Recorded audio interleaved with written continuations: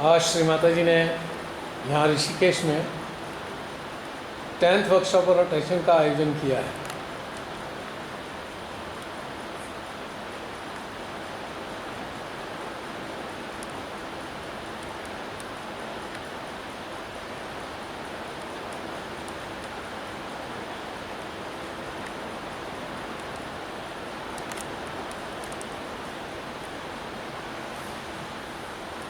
और ये रहे सारे बच्चे श्री माता जी के।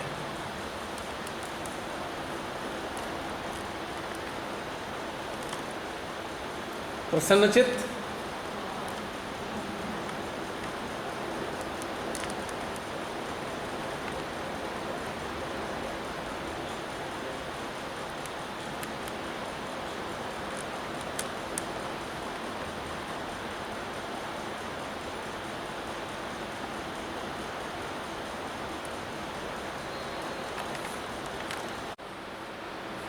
सभी को जय श्री माता जी। श्री माता जी की अनुकंपा से और उनके प्रेम से ये जो आयोजन श्री माता जी ने रखवाया है, इसका प्रारंभिक श्रेय जाता है मीनाक्षी को। हमारे लेफ्ट ये मीनाक्षी, इन्हीं की प्रेरणा है ये जो यहाँ हम सब लोग एकत्रित हुए हैं। और इन्होंने कहा था कि भाई ऐसा कोई प्रोग्राम होना चाहिए, और जो ब्रदर हैं इनके, उनसे बात करके इन्होंने प्रोग्राम रखा।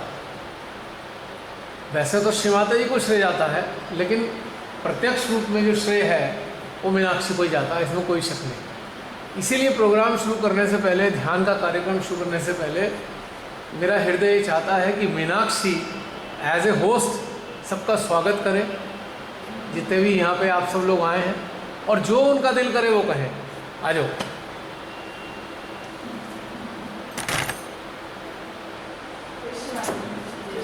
आप सबका स्वागत, अभिनंदन, आभार। एंड श्री माता जी ने ही कराया है। I am nothing, I am just her instrument. और हम लोग इसलिए आए हैं कि एक दूसरे से पहले से जो जुड़े हुए हैं और हमारा और साथ बढ़े, और जिस जर्नी में हम लोग निकले हैं और जिसमें हमें आगे पहुंचना भी है, जो श्री चाहते हैं कि हम शून्य बने। ये विचार तो बन ही रहे हैं, लेकिन शून्यता के लिए भी हम अग्रसर हो रहे हैं। तो माँ उसमें भैया को जो इतना अच्छा माध्यम बनाया हुआ है, और उसमें जो ऑब्स्टिकल्स हमारे साथ आ रहे हैं, हम लोग सब मिलकर उसको हटा पाएँ और उस शून्य शिखर पर पहुँच पाएँ। जय श्री राम। मैं चाहूँगा कुछ आप एक्सप्रेस करें, तो स्वागत तो कर दिया, क्या जो भी दिल में आए, जो हृदय कहे, ध्यान से संबंधित हो, किसी भी चीज़ से संबंधित हो, वॉट एवर यू लाइक। हृदय तो इतना गदगद है, इतना खुश है कि वर्ड्स ही नहीं निकल रहे, धीरे धीरे निकलेंगे। वो इतना प्रसन्नचित हूँ आज मैं, और इतना अपने आप में इतना अच्छा महसूस कर रही हूँ आप लोगों से सबसे मिलके, कि मतलब ऐसा लग रहा है सपना साकार होता है तो सभी को कैसा लगता है ना, वो लग रहा है। शुद्ध इच्छा थी, श्री माता जी हमेशा बोलती हैं कि प्योर डिज़ायर रखो, मैं पूरा करूँगी, और वो वाकई में आज साकार में हो रही है। I wanted to meet you all, और सभी से सभी के साथ बैठिए। एक जो डिवाइन एनर्जी जो जूम सेशन में फील होती है, वो साकार रूप में होगी, तो इससे अच्छी बात और क्या हो सकती है। तो वो अंदर से इतना माँ के प्रति, आपके प्रति, पूरा भैया के प्रति, सबके प्रति इतना आभार और इतना प्यार उमड़ रहा है कि वर्ड्स कम पड़ रहे हैं उनको एक्सप्रेस करने के लिए। थैंक यू भैया। Thank you Meenakshi. Thank you so much. करता धरता हरता भरता सब श्री माता जी हैं, किंतु वो जो एक ज़रिया बनाती हैं, तो उसके प्रति भी हमें कृतज्ञ महसूस करना चाहिए हृदय से, कि भाई जिसके ज़रिए कोई भी ज़रिया बनाया अपने किसी भी बात को श्री माता जी ने कराने के लिए, कहने के लिए, तो इसके लिए भी कृतज्ञता है। तो मीनाक्षी के प्रति भी हम सब भीतर से कृतज्ञता की अनुभूति करते हैं। और सबसे पहले की जो शुरुआत थी ना, वो शुरुआत तो हमारी रमनी बहन से शुरू हुई थी, दिल्ली। इनके हृदय में ये भाव आया था कि भाई ऐसा कुछ मीटिंग होनी चाहिए, क्योंकि ग्रुप में तो होता ही था, तो उनके हृदय में भाव आया रमणी बहन के कि भाई ऐसा है कि कोई मीटिंग हो। तो इनके ज़रिए एक चेन शुरू हो गई वर्कशॉप की। वैसे तो सभी के होने से ही चेन बनती है, सभी का उतना ही योगदान है, चाहे वो साइलेंट मोड पे हो, चाहे वो स्पीकिंग मोड पे हो, उससे कोई फ़र्क नहीं पड़ता।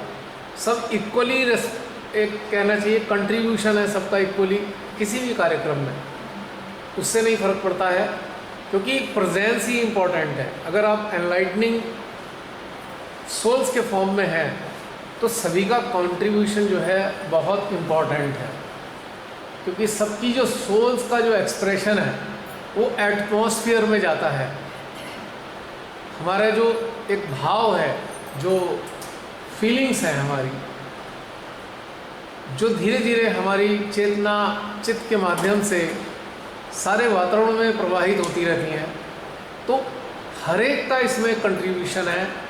जो चेतना का कार्य चल रहा है, श्रीमाता ने शुरुआत की, जिसके हृदय में भी ये भाव रहते हैं कि संसार का कल्याण हो, मानव जाति का कल्याण हो, लोग जागृत होएं, जिसके अंदर भी भाव हैं, चाहे वो अपने आप को निम्न समझता है, चाहे वो अच्छा समझता है, लेकिन ये जो भाव हैं ये बहुत इम्पोर्टेंट है। अगर यही भाव जो है वातावरण को सुंदर बनाते हैं, इसके पीछे कोई और पीछे थ्योरी नहीं है। और इन्हीं भावों के कारण ही परमात्मा हमें रास्ता देते हैं, व्यवस्था करते हैं हमारी कि हम इस पर चलना चाहते हैं। अब आप सोचिए कि आज के युग में मानव जो है पता नहीं कहाँ को जा रहा है, हैरानी भी होती है कि किधर जा रहा है। अंतहीन अंधकार युक्त गुफा में वो दौड़ रहा है, मालूम नहीं कहाँ जाएगा, कहाँ गिरेगा, क्या होगा। और उसी अंधकार में ही एक प्रकाश बनकर, प्रकाश की किरणें बनकर, प्रकाश के दीपक बनकर श्रीमाता जी ने जागृत चेतनाओं को अपने श्री चरणों में लिया। कहीं ना कहीं अंतःकरण उनका जागृत था, कनेक्टिविटी थी या नहीं थी। यहाँ मेरा कहने का मतलब है कि जरूरी नहीं कि उनके पास कनेक्टिविटी थी, लेकिन हृदय में अच्छे भाव थे, परमात्मा के प्रति कृतज्ञता थी, संसार के कल्याण के प्रति सुंदर सुंदर फीलिंग्स थी। उनको ही श्री माता जी अपने श्री चरणों में लाई हैं, चाहे कोई समझे या ना समझे। और उन्हीं से ही उन्हें उम्मीद है कि जो उन्होंने इतनी सुंदर एक सृष्टि बनाई है ये निर्बाध गति से चलती रहे, क्योंकि सृष्टि के चलाने के लिए जागरूकता की आवश्यकता है। अगर जागरूकता नहीं होगी तो सृष्टि नहीं चल पाएगी। कुछ काम देवी देवता करते हैं, उन्होंने अपॉइंट किए हुए हैं, लेकिन इसको बनाए रखने का कार्य मानव जाति का भी है। और मानव जाति में भी वो लोग जो अंदर से जागृत हैं, उनका ही मुख्य कार्य है इस सृष्टि को बनाए रखने का। अपनी सुंदर सुंदर भावनाओं के ज़रिए, भावों के ज़रिए ये वाली व्यवस्था बनी रहती है। जब हम अपने अंदर से अच्छे अच्छे भावों को प्रकट करते हैं तो उन भावों को जो देखते हैं वो समस्त प्रकार के देवी देवता देखते हैं, और फिर उन भावों के आधार पे वो व्यवस्था करते हैं, और इस प्रकार से सृष्टि चलती रहती है। कोई कहे कौन कर रहा है भाई, इसका कौन देख रहा है, आखिर क्यों? एक तरफ ईश्वर साक्षात माँ आदिशक्ति निर्लिप्त है, तो आखिर इस संसार में वो लिप्त ही नहीं है। और संसार में जब वो लिप्त नहीं है तो संसार किसकी इच्छा से चल रहा है ना? एक इंटरेस्टिंग बात भाई, जब वो लिप्त नहीं है तो फिर उनकी इच्छा तो है नहीं यहाँ पे। जब वो यहाँ इच्छा नहीं है तो फिर संसार चल किसकी इच्छा से रहा है? तो संसार चल रहा है अच्छे हृदय वाले मानवों की इच्छा से। और जो अच्छे मानवों की हृदय में इच्छाएं प्रकट होती हैं, भाव प्रकट होते हैं, उनकी सहायता करते हैं, उनको सपोर्ट करते हैं सारे देवी देवता। इसीलिए उन्होंने अपने समय समय पर, परमात्मा ने अपने पुत्रों को संसार में भेजा ताकि वो संसार में जागृति लाएं, और जागृति लाने से हृदय से अच्छी अच्छी भावनाएं प्रेषित होती रहें, और उन अच्छी भावनाओं और भावों के ज़रिए जो देवी देवता हैं कार्यान्वित रहें और ये सृष्टि निरंतर चलती रहे। है ना इंटरेस्टिंग बात? कई बार लगता नहीं है जो ये तो निर्लिप्त है, फिर ये कैसे, कौन देख रहा है इसको, आखिर क्यों? कहीं ना कहीं यही वजह रही होगी शायद। मुझे वास्तव में मालूम नहीं, क्योंकि मैंने किताबें पढ़ी नहीं है कि सृष्टि किस लिए चलती है, कौन चलाता है, पर मुझे इतना एहसास होता है कि जो मानवों के हृदय से अच्छी भावनाएं या भाव प्रेषित होते हैं, बहते हैं, उनका सम्मान देवी देवता करते हैं, उसके आधार पे सारा का सारा कार्य चलता है। और एक चीज़ देखिए कि अब इसमें एक प्रश्न भी उठता है, इसी सृष्टि के अंदर, इसी मानव जाति में इतने दुष्ट किस्म के लोग भी होते हैं जो मानव जाति को ही नुकसान पहुंचाना चाहते हैं। आखिर उन्हें पनपने क्यों देते हैं भगवान? क्योंकि इसलिए पनपने देते हैं कि भगवान निर्लिप्त है, निर्लिप्त है वो। अब कोई अच्छा कर रहा है या बुरा कर रहा है, उनमें उनका डायरेक्ट इंटरफेरेंस नहीं, लेकिन उनके देवी देवताओं का इंटरफेरेंस पूरा है। अब कोई बुरा करता है, बुराई करता जाता है मानव जाति के लिए, तो फिर अच्छे मानवों के हृदय से फिर उन बुरे लोगों के लिए भी कुछ भाव प्रकट होते हैं, फिर वो देवी देवता उनके भावों को देखते हैं, फिर कार्यान्वित होते हैं, और बुरे लोगों का अंत हो जाता है ना इंटरेस्टिंग बात? Automatic system.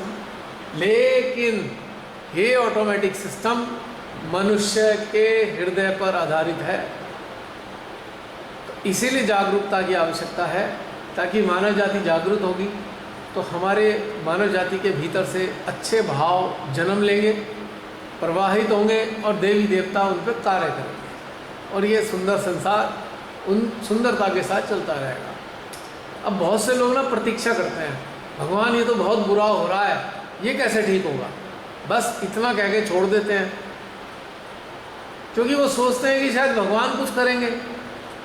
भगवान को क्या लेना देना, उन्होंने सृष्टि बना दी और मनुष्य से कहा लो तुम्हें मैंने अपनी ये सृष्टि दे दी, अब इसे चलाना हो जैसे चाहे चला लो।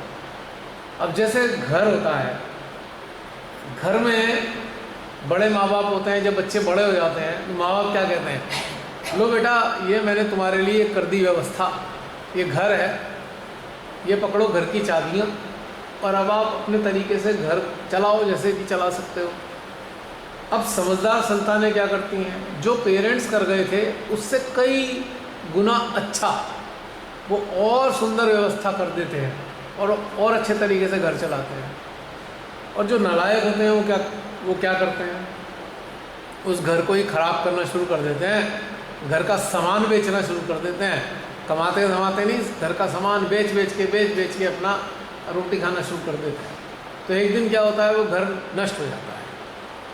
ठीक इसी प्रकार से परमपिता परमेश्वर ने मानव को ये पृथ्वी प्रदान की कि बेटा ये तुम्हारा घर है, और अब तुम्हारी जिम्मेदारी बनती है इस पृथ्वी को किस प्रकार से चलाओगे, इट इज़ योर ड्यूटी।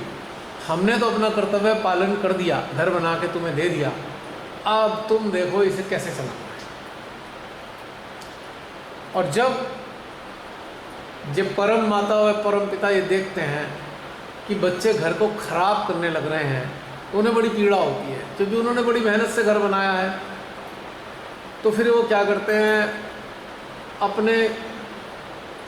अपनी संतानों को भेजते हैं कि जाओ इन्हें समझाओ, इस घर को नष्ट ना करें, क्योंकि तुम्हारे लिए इस पूरे ब्रह्मांड में और कई जगह नहीं है, इस पृथ्वी के अलावा कोई जगह नहीं है। अगर तुमने ये अपने लिए ख़त्म कर दी तो फिर कुछ नहीं हो सकता, फिर तुम्हारा नष्ट हो जाओगे, बिल्कुल तुम भी नष्ट हो जाओगे, पृथ्वी भी नष्ट हो जाएगी। तो फिर जागरूकता देने के लिए भेजते हैं कि भाई देखो ये पृथ्वी को नष्ट मत करो। संत सद्गुरु आते हैं, हमें समझाते हैं, प्यार से बताते हैं, और उसके बाद हम में से कई लोग फिर परिवर्तित हो जाते हैं, और हम भी उनका साथ देना शुरू कर देते हैं, हम भी उनके पथ चिन्हों पर चलना शुरू कर देते हैं। यही है। तो अब आता है निचोड़ निकल के, आखिर ध्यान की ज़रूरत है क्यों? क्या मानव कल्याण के लिए है? हाँ है। क्या चेतना के उत्थान के लिए? हाँ है, ये भी है, कल्याण भी है, चेतना का उत्थान भी है। क्या मानव की मोक्ष प्राप्ति के लिए है? हाँ वो भी है। किंतु सबसे बड़ा मकसद है ये धरती ठीक चलती रहे। सबसे बड़ा मकसद ये जो उनकी रचना है ये निरंतर बनी रहे।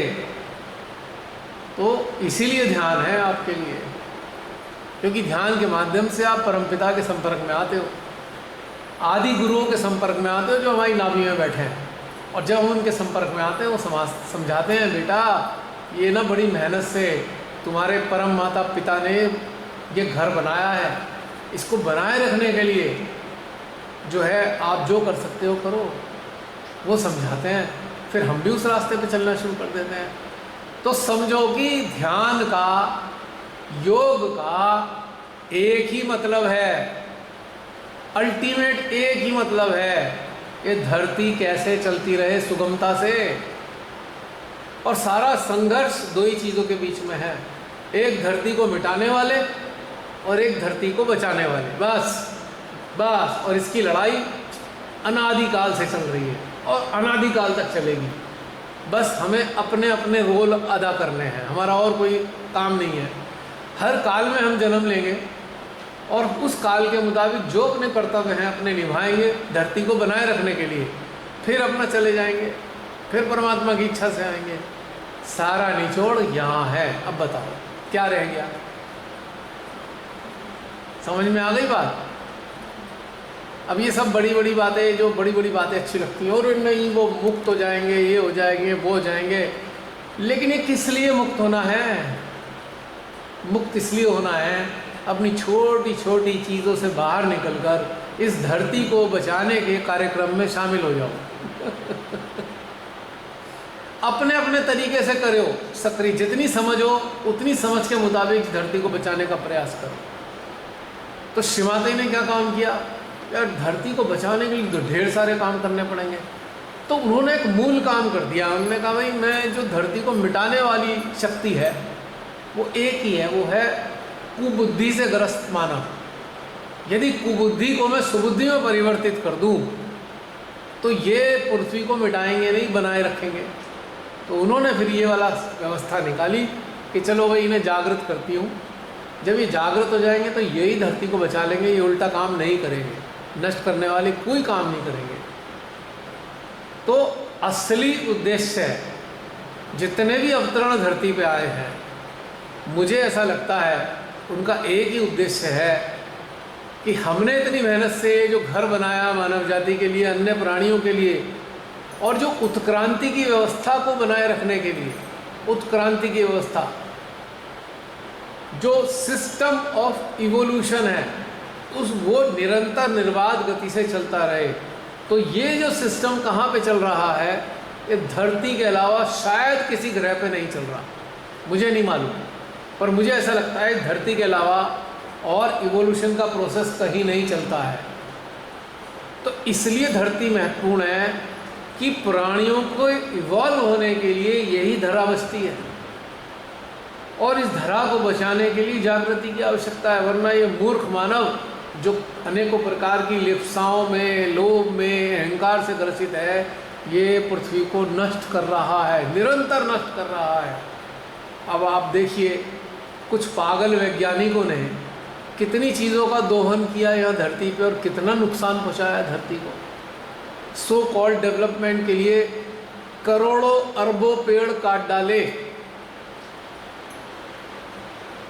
तो कितना मुसीबत खड़ी कर रहा है वो। अब ये कैसे रुकेगा? जब मानव जागृत होंगे। मानव कैसे जागृत होंगे? जब उनमें सूझबूझ पैदा होगी। सूझबूझ कैसे पैदा होगी?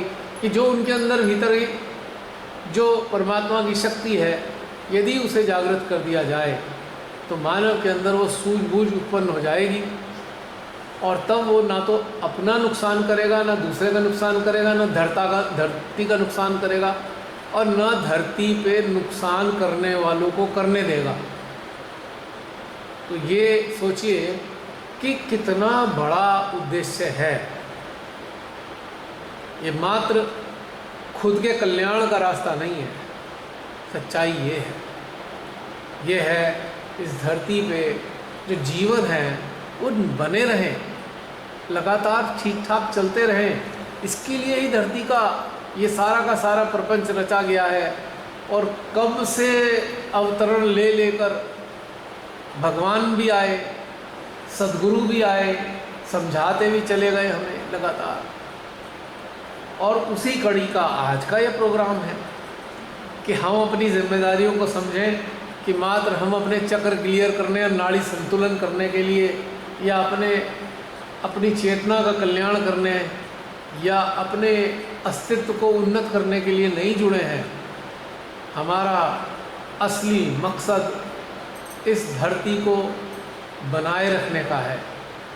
जो ये चल रहा है ठीक ठाक चलती रहे, क्योंकि हमारे माता पिता ने इसे बड़ी मेहनत से बनाया है, हमारे लिए बनाया है और जीवात्माओं के कल्याण के लिए बनाया है। मुझको लगता नहीं है पूरे ब्रह्मांड में कोई और स्थान जीवात्माओं के कल्याण का पृथ्वी के अतिरिक्त कहीं है। अगर ऐसा होता तो हम कह रहे हैं श्री माता जी निश्चित रूप से बता चुकी होती। भाई मैं तो इससे ज़्यादा नहीं जानता और इतना पता है मुझे, माँ को सब पता है, तो कहीं ना कहीं इंडिकेशन दे देती, बेटा कोई बात नहीं, इस पृथ्वी को नष्ट होने दो, मैं दूसरी पृथ्वी पर पहुँचा दूँगी। उन्होंने नहीं कहा ना, उन्होंने इसी पृथ्वी पे कहा है ना, बेटा आपके हाथ में है, विश्व की नैया डूब रही है और आप जान गए हो, बचाओ इस पृथ्वी को, इस विश्व को बचाओ, आपके हाथ में है बचाना। तो कितनी बड़ी जिम्मेदारी है हम सबकी, ये समझना होगा। और इस जिम्मेदारी को निभाने के लिए नहीं कि अपने ऊपर इतनी टेंशन ले लेनी, हाय पूरी पृथ्वी को कैसे बचाएं। बड़ा सरल तरीका है। अब कोई कहे भाई इतनी बड़ी पृथ्वी को बचाने के लिए हम क्या कर सकते हैं अकेले? बहुत सरल चीज़ है। एक दीपक क्या काम करता है? अब दीपक पूरी दुनिया को तो रोशन नहीं कर सकता, लेकिन दीपक क्या काम करता है? पहले खुद प्रकाशित होता है, जो उसके चारों तरफ का दायरा है उसे प्रकाशित करता है, फिर अपनी लौ से वो दूसरे दीपकों को जलाता है, तो दीपकों की चेन बनाता है, जलाते चलता है, जलाते चलता है, जलाते चलता है। और सब दीपकों का एक कर्तव्य होता है कि अपने अपने दायरे को प्रकाशित कर लो, तो पूरी पृथ्वी पे एक दिन रोशनी आ ही जाएगी। है नहीं बात सही? हाँ ये बात तो सही है, एक दीपक पूरी पृथ्वी को कैसे रोशन कर सकता है? वो तो इस धरती का तो एक ही दीपक है जिसे हम सूर्य कहते हैं। लेकिन ज्ञान के दीपक के रूप में एक मानव है, तो वो अकेला तो कुछ नहीं कर सकता, लेकिन वो ये तो कर सकता है ना, अपने ज्ञान को दूसरे में, दूसरे से तीसरे में, तीसरे से चौथे में तो फैला सकता है। और धीरे धीरे चेन ज्ञान की बढ़ती चली जाएगी। और जागरूक मानव ना स्वयं को नष्ट होने देगा, ना इस धरती को नष्ट होने देगा। है ना बात सही है? तो सोचिए, श्री माता जी ने हम सबको कहीं ना कहीं इतने बड़े कार्य के लिए चुना है। अब जरा सोचिए, इसके अलावा यदि कुछ हम और करने में लग गए तो हमारा भी जीवन व्यर्थ और श्री माता जी की मेहनत भी व्यर्थ। ये बात तय है, हो जाएगी ना उनकी मेहनत व्यर्थ, क्योंकि वो हम सबसे आशा लगा के रखती हैं, चलो भाई तुम छोड़ो, अपने आप को ऐसी स्थिति में पहुँचाओ कि कम से कम तुमसे इस धरती का अहित ना हो, और अपने संपर्क में आने वालों को भी अपने ऊर्जा क्षेत्र से ऐसे प्लावित करो ताकि उनके अंदर भी ये चीज़ बैठे या ना बैठे, काम तो करो। शब्दों की ज़रूरत नहीं, अपने को ऊर्जा के रूप में विकसित करो, ऊर्जा पुंज बनो। उस ऊर्जा पुंज से जो रेडिएशन होगी एनर्जी की, ऑटोमेटिकली वो क्लींजिंग का काम करेंगी, सफाई का काम करेगी ऑटोमेटिकली। धीरे धीरे धीरे धीरे परिवर्तन आएगा। अब इसका एक उदाहरण है। अब एक चीज़ देखिए, अब इसका प्रमाण क्या है? इसका प्रमाण ये है कि प्रारंभिक काल अपने अपने सब याद करो। जब श्री माता जी के श्री चरणों में आए थे, उससे पहले कैसी जीवन जीते थे और आज कैसा जीवन जीते हो, तो प्रमाण मिल जाएगा। यानी कि अगर आप अपने अंदर बदलाव देख रहे हैं तो इसका मतलब पक्का है कि ये सकारात्मक बदलाव आपके अंदर जब आएगा तो निश्चित रूप से पहले तो आप स्वयं उल्टे काम नहीं करोगे जिससे धरती को नष्ट करने वाले काम हो। दूसरा, अपने संपर्क में आने वाले लोगों के लिए भी आप प्रेरणा बनने वाले हो। तो परिवर्तन आ गया ना। मैं कह रहा हूँ यहाँ 20-25 लोग भी बैठे हैं और परिवर्तन की चाह में बैठे हैं कि संपूर्ण परिवर्तन आ जाए, और जितने परिवर्तित हो चुके हैं उसके आधार पर जीवन भी जी रहे हैं, तो परिवर्तन की शुरुआत तो हो गई ना। तो इसी प्रकार से धीरे धीरे मल्टीप्लाई होती हैं चीज़ें, और जब ये मल्टीप्लाई होती हैं तो एक समय आता है कि बहुत तेज़ी से मल्टीप्लिकेशन होता है। एक लेवल तक तो बहुत स्लो दिखाई दे रहा है, तो बड़ा धीरे धीरे हो रहा है, और उसके बाद तो एकदम बहुत तेज़ी से होगा, मल्टीप्लाई होती चली जाएंगी सारी चीज़ें। तब लगेगा एकदम अरे भाई लोग तो बड़े अच्छे से परिवर्तित हो रहे हैं। तो ये एक जिम्मेदारी है, और उसका एक ही तरीका है, बाहर से जितना सीखा है उसे त्याग दो, अपने अंदर से सीखो। बाहर की सीखी हुई चीज़ सबसे बड़ी बाधा है आपके अंदर में प्रवेश करने के लिए, क्योंकि आप उस तक सीमित होकर रह गए। जो आपने पढ़ा, सुना, देखा, लिखा, समझा, वहाँ तक सीमित हो गए, उससे आगे प्रयास नहीं किया अंदर जाने का, और वहीं कहीं रह गए। तो शुरुआती दौर में जो भी चीज़ बताई गई ठीक है, हमने कर ली, लेकिन आज इस स्थिति में है, मार्गदर्शन के लिए हमें अपने ही अंदर जाना है, क्योंकि परमेश्वरी हमारे हृदयेश्वरी बनकर निरंतर हमें ज्ञान प्रदान कर रही हैं, निरंतर। बस हमें एक छोटा सा काम ही तो करना है कि एक डुबकी लगाकर अपने हृदय में पहुंचना है, और उनकी प्रेरणा को महसूस करना है, और उस आधार पर जीवन जीना है, और औरों को भी रास्ता दिखाना है। बस सरल हो गया ना। क्योंकि बाहर की जितनी बातें हैं वो काल के मुताबिक थी, बाहर से जो सुनी थी, पढ़ी थी हमने, काल के मुताबिक। आज के काल की बात कौन बताएगा? प्रश्न ये है, बताइए कहाँ से आएगी आज के काल की बात? है ना समस्या। चलो श्रीमाता ने 2008 तक लेक्चर दिए, वहाँ तक तो हमारे पास है, और 2008 से अब तक कहाँ से सुने, कैसे करें? है ना समस्या। क्योंकि तब तक उस काल की जो व्यवस्था थी या चेतना का जो स्तर था, उस स्तर तक श्रीमाता ने हमें बता दिया, क्योंकि उन्होंने तो वर्तमान के बारे में ही बताई चीज़ें। आप वर्तमान में हो, और वर्तमान पे उन्होंने बता दी कि आप ऐसे कर लो, ऐसे कर लो, ऐसे कर लो। अब इतने साल बाद 2011 से लेकर 2023 आ गया, ये जो 12 साल का गैप है, इस 12 साल में कहाँ से लें? जो जागरूक थे कहीं ना कहीं, उन्होंने हृदयेश्वरी को समर्पित किया अपने आप को, और हृदयेश्वरी जो भीतर से बताती थी उस पर चलने लगे और राइज करने लगे। और जो जागरूक नहीं थे, बस वो लेक्चर का गेम खेल रहे हैं। लेक्चर का गेम सुना? तू मेरे को लेक्चर बता, मैं तेरे को लेक्चर बताऊंगा। लेक्चर खेल रहे हैं, और ना खुद उठ रहे, ना किसी को उठने दे रहे। क्यों बहन, गलत तो नहीं कह रहा? लेक्चर नी बलिए, लेक्चर सुनिए। तो लेक्चर के गेम में हो गया, पूरी फेसबुक भरी रहती है, पूरे व्हाट्सएप भरे रहते हैं, पर पता लगा चेतना की प्रगति तो हो नहीं पा रही, क्योंकि उस लेक्चर खेलने में अंदर उतरने की व्यवस्था किसी ने करने की सोची नहीं। अब बहुत ज़्यादा हो गया, कोई शुरू हो गया, लाओ मैं तुम्हारी बीमारी ठीक कर दूँ, बस। अब बीमारी ठीक और चमत्कार, बीमारी ठीक और चमत्कार, ये एक बीमारी फैली सब जगह कि वाह बीमारी ठीक हो गई, चमत्कार हो गया। After that what? चलो बीमारी ठीक हो गई, चमत्कार भी हो गया, अब क्या? आगे क्या करें? तो यहाँ पे भी फाइल बंद हो गई, लेक्चर पे भी फाइल बंद हो गई, नहीं? और जागृति को एक्सपेंशन कर दिया। भाई आधी दुनिया को मान लो आत्म साक्षात्कार दे दिया आपने, आधी दुनिया को आत्म साक्षात्कार दे दिया। After that what? 20 साल पहले आप ऐसे थे, जो आज के लोगों को आपने रिलेशन दिया, ठीक है, आपने दे दिया, 20 साल पहले आपको मिला, 20 साल के अंदर आपके रिलेशन देने तक ना आप में परिवर्तन आया, तो भाई जिनको आप रिलेशन दे रहे हो उनमें कैसे परिवर्तन आएगा?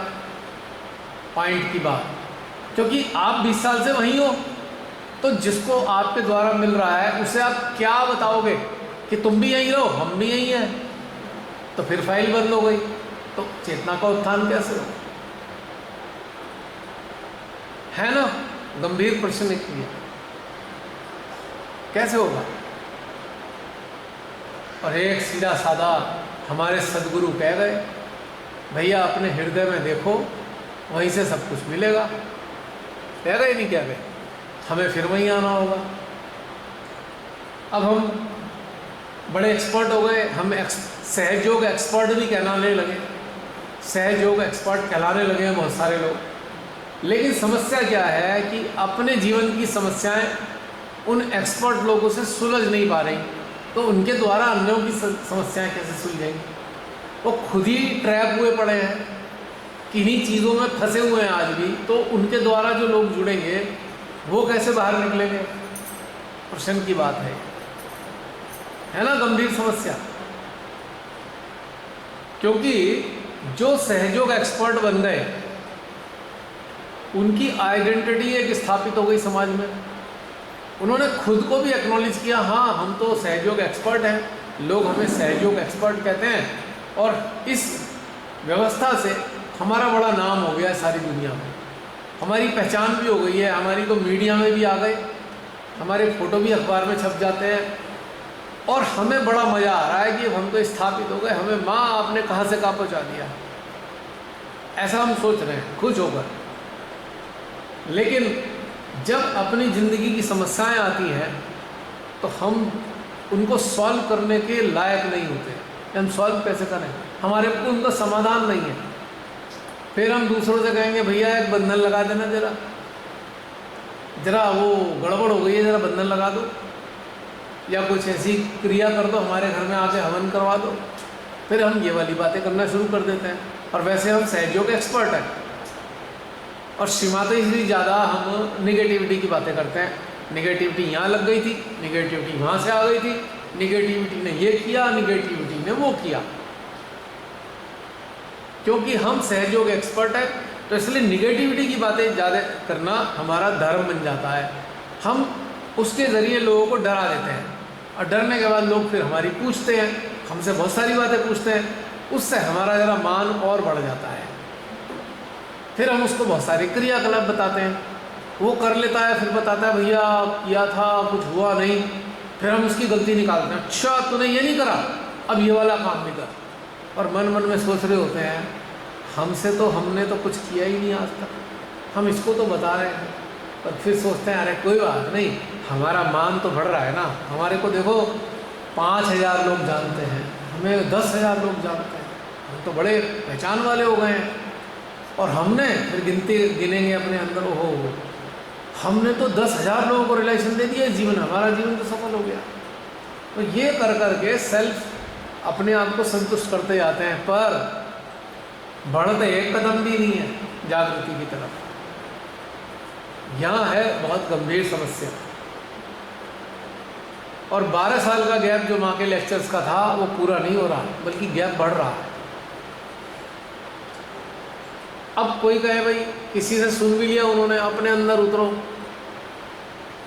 अब उन्होंने सुन तो लिया, अब चूंकि खुद एक्सपर्ट है तो पब्लिक के सामने तो उस चीज़ को फॉलो नहीं करेंगे जहाँ से सुना है, चुपचाप अपने कमरे में बैठ कर कोई देख ना ले, वो वाली चीज़ का प्रयास करेंगे जिसको पब्लिक के सामने काट के आ रहे हैं, जिसको क्रॉस एग्जामिन किया पब्लिक के सामने, झूठा साबित करने की कोशिश करी श्री माता के लेक्चर्स के आधार पे, और चुपचाप घर में बैठकर वही काम कर रहे हैं, सोच रहे हैं कुछ कल्याण हो जाएगा। पर जो अंदर हृदयेश्वरी बैठी हैं वो जानती हैं इसकी जो भावनाएं कितनी निम्न हैं, तो उसे रास्ता नहीं दे रही हूँ, रास्ता नहीं दे रही उसे, तो उन्हें पता है ये इसका दुरुपयोग ही करने वाला है। तो ये एक बड़ी त्रासदी है जो स्टेब्लिश हो चुके कि हाँ हम समाज में स्टेब्लिश हो गए, उनके लिए बहुत भयंकर त्रासदी भी है ये। उनकी जो अपनी आइडेंटिटी है वही उनकी सबसे बड़ी बाधा है। वो जो उनका एक्नॉलेजमेंट है फेमस होने का, वो उनकी सबसे बड़ी हर्डल है, क्योंकि वो वहाँ तक सीमित होकर रह गए। आप खुद भी देखिए, जो लोग बहुत फेमस हुए हैं उनके अंदर की डेप्थ देखिए कि है क्या नहीं है डेप्थ। झांक के देखिए, कभी बात करके देखिए, आपको पता लग जाएगा कि फेमस तो पूरे भारत में है, पर अगर कोई बात पूछ ली कायदे की तो उनके पास जवाब नहीं होगा। कहेंगे नहीं नहीं नहीं, माँ के सामने बैठ जाओ, माँ बता देंगी आपको, क्योंकि उन्हें कुछ पता नहीं है। अब वो कोई पूछेगा अच्छा माँ के सामने बैठ के किस तरीके से क्या करें, नहीं बता पाएंगे। बता क्या पाएंगे, बस वो पढ़ी और सुनी बातें बता देंगे। ऐसे कर लो, ज़्यादा हुआ तो निर्विचारिता का मंत्र ले लो। वो कहेगा भैया मैं निर्विचार हो ही नहीं पा रहा, अब क्या करूँ, चलो क्लियरिंग कर लो, कोई बाधा है तो मैं भैया किस तरह पिंड छूटे इसके क्वेश्चन से, हफ्ता 10 दिन तो उसकी क्लियरिंग में निकाल दो। और जब वो परेशान हो जाएगा तो खुद ही हमसे नहीं पूछेगा, तो हमारी भी रह जाएगी इज्जत, और वो भी थक के हमसे पूछना बंद कर देगा। ऐसे बहुत सारे केसेस हैं कि बेचारे परेशान लोग, उन्हें समझ नहीं आ रहा है निर्विचार कैसे हो। कौन बताएगा उन्हें? निर्विचारिता के मंत्र ले लेके थक लिए, तब भी निर्विचार नहीं हो रहे। आखिर क्या चीज़ ऐसी है जो बता देते तो हम आसानी से कर लेते हैं? ये कितनी बड़ी गंभीर समस्या है। अब उसके बाद क्या होगा? अच्छा आप ध्यान कर लो। हम उनसे पूछेंगे भैया बता तो दो, ध्यान करें कैसे? बस राधे के सामने हाथ खोल के बैठ जाओ। जी वो तो पिछले 5 साल से बैठ रहे हैं, रास्ता तो बताओ आगे और क्या करें? नहीं वो सब श्री माता जी करेंगी, हम उनके बीच में नहीं आते। श्री माता जी और आपके एक और चीज़ आ गई अभी है कि हम उनके बीच में नहीं आ रहे, आपके और हम उनके बीच में नहीं आएंगे। तो अपना पिंड छुड़ा रहे हैं, क्योंकि बताना ना पड़ जाए। आता तो है नहीं खुद समझाना बताना, क्योंकि खुद हमने नहीं किया तो हम बताएं कैसे। तो पिंड छुड़ा के कह दिया भाई श्री माता जी कर देंगे। आप समर्पित हो जाओ। मेरे जैसा पूछेगा भाई समर्पित कैसे हो ये तो बता दो, क्या करें जिससे समर्पण आ जाए? अब ये चीज़ उनके समझ में नहीं आने की, हम कैसे बताएं समर्पण कर रहे हैं? कैसे करोगे समर्पण? क्योंकि नहीं पता, करा ही नहीं खुद जब करा नहीं तो फिर किसी को कैसे बताओगे आप? तो ये जो सारे झंझट हैं, ये विश्वव्यापी झंझटों ने जागृति को सामूहिक रूप से उन्नत ही नहीं होने दिया। क्योंकि जागृति जो भीतर में आनी थी उसको बाहर में खोज रहे हैं, बाहर के क्रियाकलापों में उस जागृति को ढूंढ रहे हैं, बाहर के कर्म कांडों में सोच रहे हैं इस तरीके से जागृति आ जाएगी। ये है गंभीर समस्या। काश सामूहिकताओं में ये कहा जाता चलो हम भी अपने अंदर उतरते हैं, तुम भी अपने अंदर उतरो, बताओ अनुभव कि अपने अंदर उतरने से क्या क्या महसूस कर रहे हो, तब जाकर इसका दृश्य बदलता। और बदला है, आप लोगों ने अगर किया है तो आपका दृश्य बदला है नहीं बदला, परिवर्तित हुआ। समझ में आती हैं चीज़ें अंदर की, लेकिन बिना अभ्यास के कैसे आती? अब सोचो कि श्री माता जी के खाली सामने बैठने से कैसे होता कि बस हम बैठ ही जाते, हम कुछ नहीं करते, तो कैसे आता? कोई कहेगा क्या है, चैतन्य तो आ रहा है। हाँ, पर उसका उपयोग क्या कर रहे हो चैतन्य का? क्या उन्नत होने के लिए उसका उपयोग किया? माँ के सामने बैठे, चित्त माँ के चरणों में लगाया, हृदय को जोड़ा, तो क्या हुआ? चैतन्य आना शुरू हुआ। अब चैतन्य आ किस लिए रहा है? कि चैतन्य आपको शक्ति देने के लिए आ रहा है। किस चीज़ की शक्ति? अपने अंदर डुबकी लगाने की शक्ति। और हमने ये तो किया नहीं, हम बाकी चीज़ों में लग गए, तो फिर उन्नति कैसे होगी? आंतरिक गहनता कैसे आएगी? एक बड़ा कॉमन सी बात है, हर कोई पूछो गहनता चाहिए, और जो बताने वाले में भाई गहन हो जाओ, दो चीज़ें, गहनता चाहिए और गहन हो जाओ। प्रश्न नहीं उठता गहन कैसे हो, और गहनता चाहिए तो कर क्या रहे हो? दो क्वेश्चन है। जो बताने वाले हैं वो सीधे कहते हैं गहन हो जाओ, दोबारा रिपीट कर रहा हूँ। और जिन्हें गहनता चाहिए वो कहते हैं हमें गहनता चाहिए, हमें गहनता दे दो। तो उस कैसे आए गहनता, करें क्या? तो गहनता के लिए करा क्या हमने? किसी से पूछना ईमानदारी से, आपने गहनता के लिए क्या किया, तो आपको समझ में आ जाएगी कहानी। गहनता के लिए तो कुछ किया नहीं, पर चाहिए गहनता। जो बता रहे हैं गहन हो जाओ, उनके पास रास्ता नहीं है बताने का कि कैसे गहन होंगे, तो ये समस्या वहीं की वहीं फंसी रह गई। तो गहन नाम का शब्द प्रचलित हो गया, पर ये घटित नहीं हुआ। और बहुत से लोगों को गहन किनको माना गया? जिन्होंने सारे श्रीमाता के लेक्चर रट्टा मार लिया, उनका वर्ड टू वर्ड उन्हें याद है, उन्हें हम गहन मानते हैं ना। देखो इन्होंने श्रीमाता जी, वो कहेंगे नहीं देखो ऐसा है, उस सन में श्रीमाता जी ने उस वक्त ये कहा था। बड़े यार बहुत ज्ञान है इन्हें, ठीक है। आप लाइब्रेरी को ज्ञानी कह सकते हो कि लाइब्रेरी बड़ी ज्ञानी है? कैन यू से? कहा जा सकता है लाइब्रेरी को?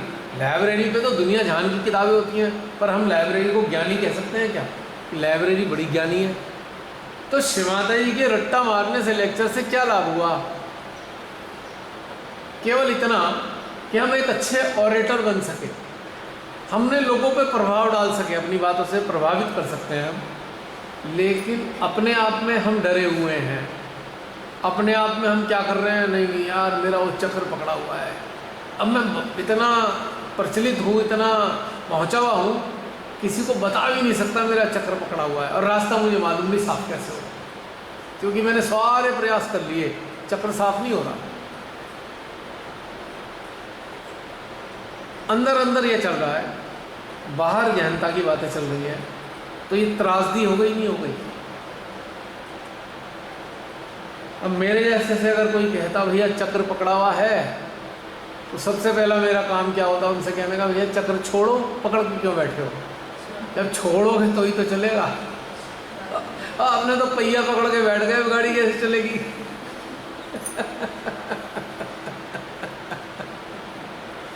नहीं, चक्र तो साफ करने पड़ेंगे। मैंने कहा कैसे साफ करोगे, पकड़ के बैठे हो, रोज वही करते हो, रोज वही करते हो, रोज वही करते हो। वो चक्र चलना होता है, ऐसे ऐसे चलता है। मान लो एक पंखे की तरह चलेगा, मोटर की तरह चलेगा, पर आप तो पंखड़ियाँ जब पकड़ के बैठ गए कि नहीं चलने नहीं दूंगा, तेरे को साफ करता रहूँगा पर चलने नहीं दूंगा, तो चक्र कैसे चलेगा? इतनी छोटी सी बात है भाई, चक्र छोड़ दो चल जाएगा, क्लियर हो जाएगा। वो भी चक्र भी बड़ा परेशान हो रहा है, तो मेरा पीछा तो छोड़ दो, मैं चलूँ तो तब, जब तुम मेरा को छोड़ोगे तभी तो चलूँगा। ये एक बड़ी अच्छी खासी त्रासदी है। ये सामूहिकता के, बड़ी सामूहिकताओं में बहुत कॉमन त्रासदी है, और ये मैं देखा कि बहुत सारी जगह यही प्रॉब्लम्स हैं, और वहीं के वहीं हैं, और कहीं कोई मतलब नहीं कि हम आगे की तरफ चलें, और हम किसी की ना तो खुद की सहायता करने लायक हैं, ना किसी की सहायता करने लायक हैं। बाहरी रूप से हम कितने ही प्रतिष्ठित हो जाएं, हकीकत में है कि हम किसी की सहायता करने योग्य नहीं है, क्योंकि खुद फंसे हुए हैं, दुनिया भर की चीज़ों में अटके हुए हैं। और बाहर निकलने का तरीका यही है कि जो हृदयेश्वरी लेक्चर दे रही हैं हमारे हृदय में, उनके लेक्चर सुने और रास्ता देंगे हम नहीं। और आप लोगों ने, आप में से कुछ लोगों ने इस चीज़ के लिए कार्य किया, सफलता मिली है ना सफलता, और उसी के परिणाम स्वरूप आप यहाँ तक भी आए। 10th वर्कशॉप ऑन अटेंशन, इसी वजह से स्टेप बाय स्टेप चलते चलते चलते चलते आज आप यहाँ आए, और आंतरिक रूप से भी आप उन्नत हुए, आपको अंदर से भी समझ में आने लगी चीज़ें। तो आप जब के जरिए जो भी YouTube पर ये बात देख रहे हैं, सुन रहे हैं, उन सबसे मेरा यही कहना है, YouTube पे देखने वालों से, कि भीतर में जब तक नहीं उतरोगे तब तक कोई कल्याण नहीं हो सकता, किसी भी कीमत पर कुछ नहीं होगा। बाहर से आप कुछ भी कर लो, कितना भी कर लो, कुछ नहीं हो सकता। अंदर में उतरना ही होगा। अब अंदर में उतरने के लिए क्या करना है? वो तो बहुत सारे वीडियो पड़े हुए हैं अंदर में उतरने के लिए, उस चीज़ को रिपीट करने की यहाँ पे ज़रूरत नहीं है। तो ये थोड़ा सा प्रीफेस था, प्रीफेस शुरुआत से पहले की घटनाक्रम, एक लिंक, एक ब्रिज जो पहले का घटनाक्रम और वर्तमान के बीच में एक ब्रिज का ये प्रीफेस है, ताकि हम अपनी सिग्निफिकेंस को जानें कि हम इस धरती को सुचारू रूप से चलाए रखने में छोटे से कंट्रीब्यूटर हैं। ये सिग्निफिकेंस अपने अंदर धारण करनी होगी अपने स्वयं की, और उससे ही आपके दृश्य बदल जाएंगे। इस भाव में आपकी प्रायोरिटीज बदल जाएंगी, सारी प्राथमिकताएं बदल जाएंगी जीवन की। मात्र इतना सा भाव अपने अंदर बनाए रखने के बाद आपका नज़रिया बदलेगा। आप संसार को एक अलग एंगल से देखेंगे। पहले जैसे संसार देखते थे वैसा नहीं देखते होंगे आप, मुझे पूरी उम्मीद है। तो मैं सोच रहा था बैटरी ख़त्म ही हो जाए तो बदल दूँ, अभी है इसमें से एक पॉइंट। वहाँ मीनाक्षी पानी रखा हुआ है क्या पीछे? जसलीन दे दोगे? कोई भी एक जना दे दो, इतने सारे जने मत उठो। मैं इसलिए नहीं उठ रहा, पूरा डिस्टर्ब कर दूंगा मैं।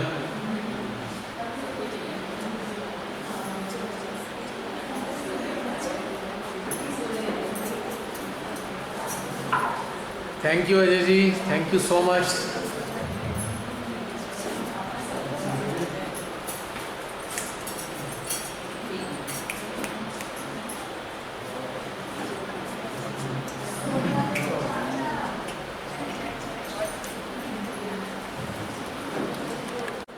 एक इंटरेस्टिंग बात बताता हूँ आपको मीनाक्षी के बारे में। कई साल पहले की बात है। मीनाक्षी कौन सा ईयर होगा वो जब पहली बार मिलना हुआ था? याद है कुछ? 2003। एक बार मीनाक्षी के घर में जाना हुआ है ना, वहीं मिले थे ना?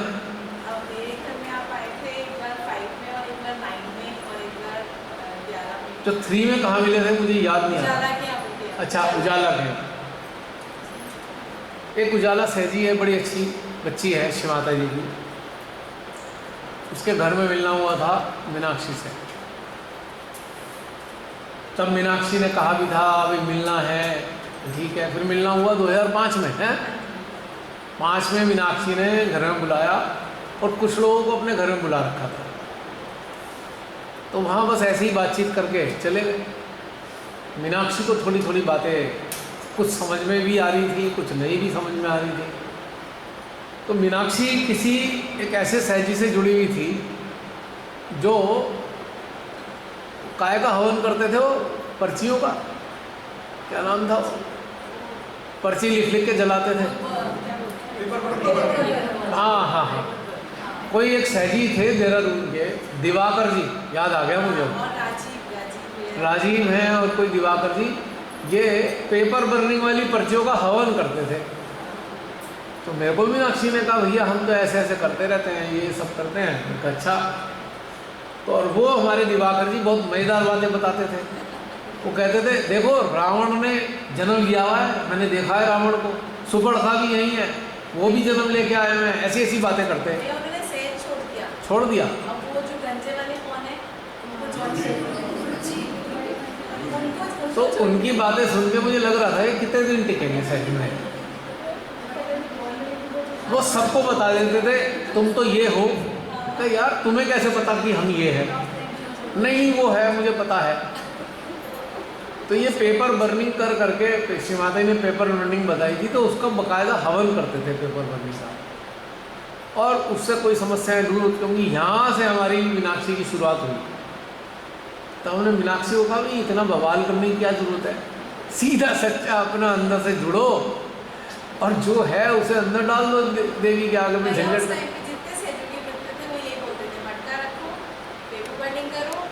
या स्विंग वॉटिंग करो, इसी के ऊपर अलग अलग बुक्स दी गई और अलग अलग तरीके से सबने समझाया, यही करो। अभी भी था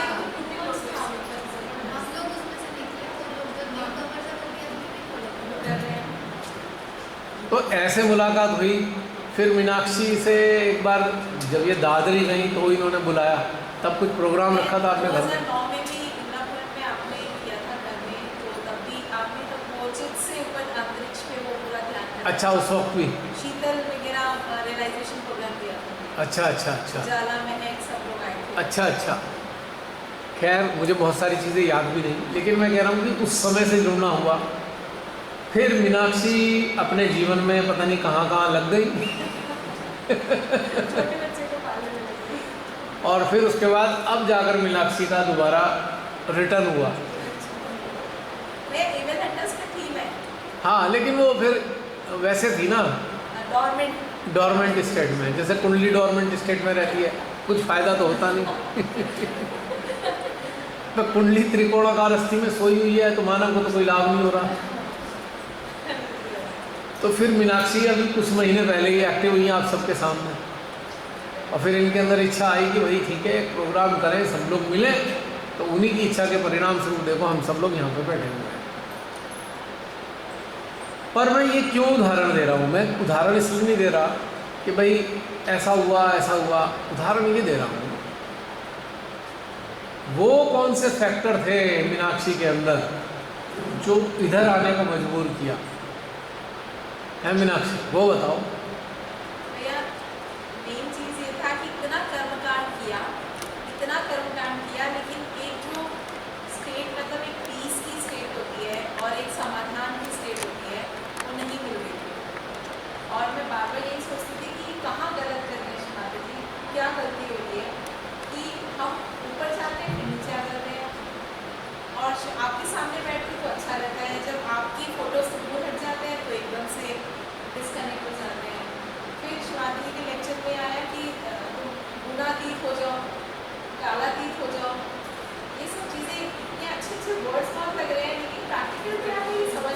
और मैं कितने सेलिब्रिटी से पूछती थी कि धर्मातीत क्या होता है, गुणातीत क्या होता है। वो कहते हैं कि जो गुणों से ऊपर होता है हमें लोग, वो क्या होता है, प्रैक्टिकल कोई नहीं बता पा रहा था। घूम फिर के मैं किसी से भी बात करती थी तो यही बोलती थी कि तुम ना वो स्प्रिंग वॉटिंग करो, अपना सागर क्लीन करो, नाभि क्लीन करो, हो जाएगा सब, तुम गुणातीत हो जाओगे, नाभि क्लीन हो जाएगा। फिर मतलब ये इतना वो स्ट्रगल चल रहा था अंदर ही अंदर कि क्या कहाँ जाए। फिर जब ये कोरोना काल शुरू हुआ, फिर पुणे प्रतिष्ठान की काफ़ी वहाँ से अच्छा टेलीकास्ट होने लगा, सब लोग लाइव जुड़ने लगे। वहाँ पे शिवानी जी के जो लेक्चर्स डेली आते थे, उन्होंने उसमें भी बहुत कुछ सजेशंस मिल रहे थे, लेकिन उससे लेक्चर से ये हुआ कि अंदर इंटेंस डिज़ायर बन गई कि शिवानी जी प्रैक्टिकल कराइए, जो आप बोल रहे हो ये प्लीज़ आप फील कराइए। और फिर जब मैं उसके पीछे बोलने लगी बहुत ज़्यादा कि माँ कैसे, हाउ टू बिकम, माँ बोल रही you have to become, you have to expose yourself. मैं बोल रही हूँ एक्सपोज किससे करें हम? फिर माँ बोल रही है कि तुम्हें मतलब शिव तत्व को पाना है। वो क्या तत्व है वो समझ में नहीं आ रहा है, मतलब लेक्चर एक से एक बढ़ के है लेकिन कुछ समझ में नहीं आ रहा। तो फिर जब इंटेंस डिजायर हुई तो फिर एकदम से शिवानी ने भैया का याद दिलाया कि भैया से पूछो, कोई नहीं है, फिर भैया से पूछो। फिर भैया ने फिर बोला कि नहीं, तुम 136 को वर्कशॉप करो और उससे तुम्हें बहुत कुछ क्लियर होगा। और वाकई में वो भैया बहुत हेल्पफुल था, वो सोल्यूशन बोलना। मेरे वहाँ से सारे एक वर्कशॉप को ऐसे अटेंड किया जैसे मैं वहाँ पे हूँ और आप लोग पूरा कॉन्वर्सेशन कर रहे हैं और मेरे सारे क्वेश्चंस के आंसर्स मिल रहे हैं और मैं धीरे धीरे उससे निकल पा रही हूँ। तो मेरे अंदर इतनी स्ट्रगल चल रहा है, ये बहुत पावर।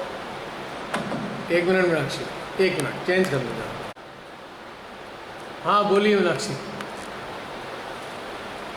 मैं ये भी समझ में आया कि हम सॉल्यूशंस बाहर ढूंढते हैं लेकिन वो अंदर ही मिलता है। मैं शिवानी से पूछ रही हूँ लेकिन मैं बाहर ढूंढ रही हूँ सॉल्यूशंस को, समाधान को, डायरेक्शंस को, समझ में नहीं आ रहा था। लेकिन जब माँ ने आपके माध्यम से उन सब वर्कशॉप से जोड़ा, तब समझ में आया कि अपने भीतर हो।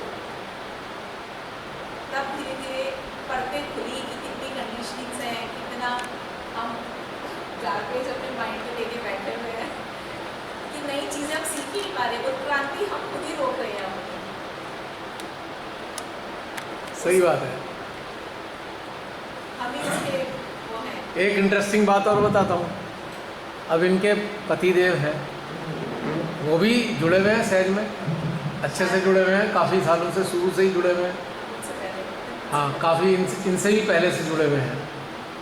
तो अभी मीनाक्षी ने कहा भैया वो विभोर नाम है, कि भाई वो 70 कर चुके वो वाले वर्कशॉप ऑन अटेंशन के, क्या वो भी जुड़ सकते हैं? मैं कहा नहीं, पहले वो क्वालिफाई करना पड़ेगा।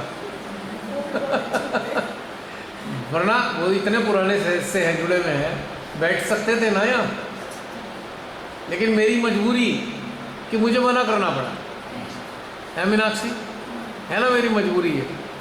कारण एक सेकंड अजय जी, कारण क्या है कि आधी चीज़ पता है और आधी चीज़ नहीं पता।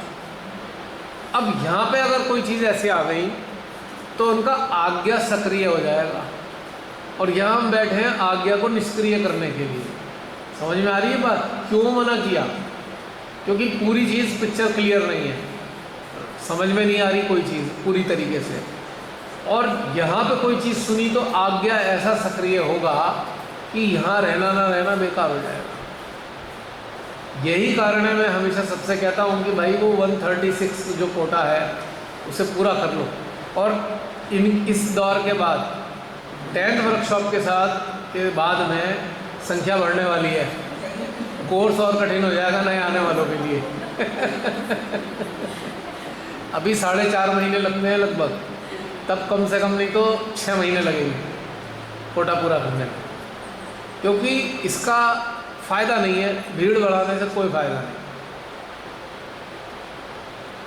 उससे फ़ायदा क्या है हमें कुछ समझ में तो आ नहीं रहा।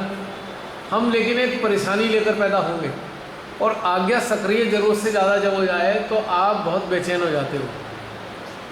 अभी आप लोग धीरे धीरे करके इस यात्रा पे चल के यहाँ तक आए हो, तो इस यात्रा को फास्ट फॉरवर्ड करके किसी के अंदर उतारा नहीं जा सकता, उतारा नहीं जा सकता कि भाई एक नटशेल में लो सारी यात्रा उतार के आपके अंदर बैठा दी।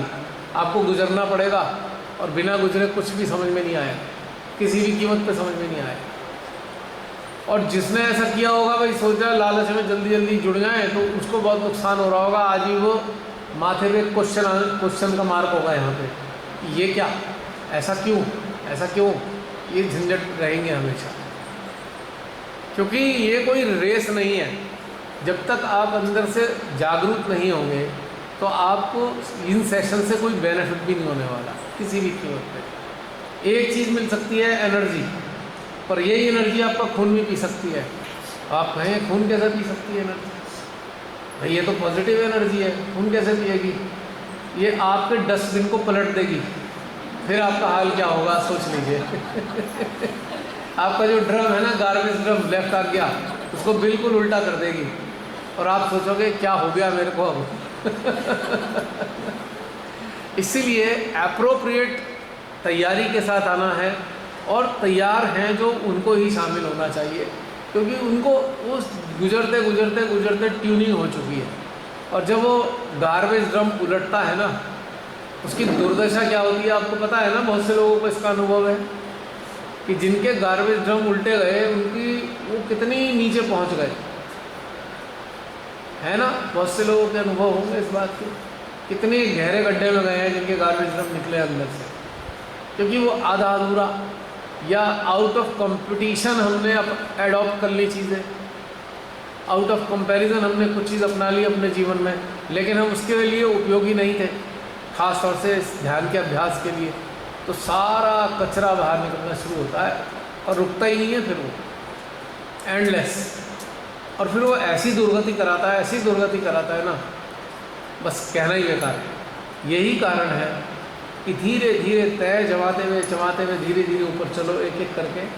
इसमें कोई जल्दी नहीं है, कोई कंपटीशन नहीं है, और सबसे बड़ी बात है कि हमें अपने अंतःकरण को समझना है, खुद के अंतःकरण को, कि ये हमारे अंदर चीज़ है, यहाँ पर हम खड़े हैं, इस चीज़ को हम देखते हैं तो इस प्रकार की प्रतिक्रिया हमारे अंदर होती है, इस चीज़ को देखते हैं तो ये वाली चीज़ हमारे अंदर आती है। बहुत बारीकी से अनुभव करके उन सारी नकारात्मक प्रतिक्रियाओं से हमें ऊपर उठना होगा, वरना कुछ नहीं फ़ायदा, कोई फ़ायदा नहीं। हम ये तो कह देंगे हम 40 साल पुराने हो गए, हम कहेंगे 30 साल पुराने हो गए, हम कहेंगे 20 साल पुराने हो गए, तो पुराने होने का भी कोई लाभ नहीं। फिर तो एक कहावत आएगी ना कबीरदास जी वाली, बड़े हुआ तो क्या हुआ, जैसे पेड़ खजूर, पंथी को छाया नहीं, फल लागे अति दूर। तो पुराने का फिर हाल कोई बेनिफिट नहीं है। फलदार वृक्ष हरा भरा, जिसके नीचे छाव भी मिले, मीठे फल भी मिले, और इसके लिए मेहनत के बिना नहीं हो सकता। अपने लिए मेहनत करनी ही होगी हर हाल में। तो ये एक बहुत इम्पॉर्टेंट पहलू है जो हमें अच्छे से समझना चाहिए। जो YouTube पर ये बातें सुन रहे हैं, उनके अंदर भी आप में से बहुत से लोगों के अंदर ये चीज़ आती होगी, हम भी इस जूम सेशन में शामिल हो जाएं, हम भी शामिल हो जाएं। हाँ, आप सब लोग शामिल हो सकते हैं, लेकिन कब? जब 136 वीडियो और इस वर्कशॉप के वीडियो जोड़कर जितने बनते हैं, उन्हें आप रोज़ एक वीडियो के साथ ध्यान का अभ्यास करें, सामूहिकता का आनंद लें। 6 महीने बाद हम निखर जाएंगे और जूम सेशंस के योग्य हो जाएंगे निश्चित रूप से, वरना आपको प्रॉब्लम होगा।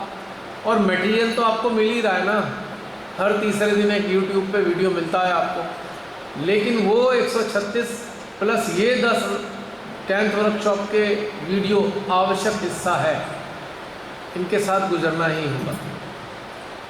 तो इसीलिए मैंने विभोर को मना किया। आपको बुरा तो नहीं लगा विभोर को? चलो ये तो अच्छी बात है, वरना मैं कहूँगा लग जाए तो बहुत अच्छी बात। बुरा कम से कम ये तो आएगा नहीं, मुझे देखने हैं 136 के 36 देखने हैं, फिर मुझे शामिल होना है। अब तो जोश बढ़ गया भैया। हमारी मंजू बहन है, सुबह सुबह 6 बजे फ़ोन आया, मैं गहरी नींद में था, तो मंजू बहन के बेटे का फ़ोन आया, अंकल हम पहुंच गए हैं। सर बहुत अच्छी बात है। तो उन्होंने कहा कि मैं इस प्रोग्राम में शामिल हो सकता हूँ? उनका नहीं भाई, संभव ही नहीं है मैं इन्हें छोड़ के चला जाऊँगा। मैंने कहा वो ठीक है। मैं इतनी गहरी नींद में था, मैं कहा भाई आराम से देर से उठा, सोया था। 6 बजे रास्ते में? मैं तो मजाक कर रहा हूँ, इतनी गहरी नींद में समझ नहीं आया सुबह 6 बजे किसने फ़ोन किया यूजुअली जो जुड़े हुए हैं वो सब जानते हैं, वो 11 बजे से पहले कोई फ़ोन करता नहीं है। एनीवे, तो अब एक काम करते हैं, क्या टाइम हो रहा है? 5:30। तो एक काम करते हैं, फ़िलहाल विराम देते हैं, वो चाय वाय आ गई है। हाँ, तो चाय के सेशन के बाद फिर कंटिन्यू करते हैं, ठीक है? तब तक के लिए चाय पीजिए।